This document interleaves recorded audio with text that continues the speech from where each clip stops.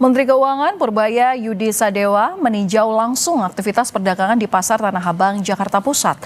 Kunjungan ini dilakukan untuk memeriksa langsung kondisi daya beli masyarakat yang disebut sejumlah ekonom sedang melemah.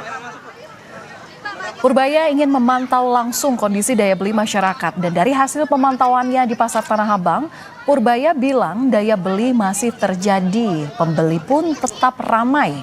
Menurut Purbaya, sejumlah ekonom menyebut perekonomian Indonesia sedang menuju resesi.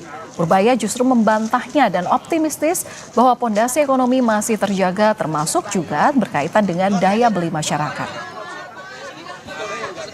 Ekonom yang bilang kita udah resesi, daya beli udah hancur, pasar tadi lah hancur, nggak ada yang datang. Saya pengen cek.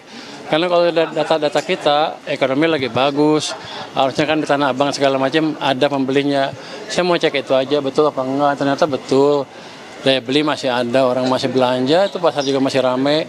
Kalau saya datang, itu tiba-tiba banyak orang ngumpul, artinya di sekeliling kita kan banyak orang yang lagi belanja. Artinya daya beli masyarakat sepertinya sudah membaik dan kita tidak resesi.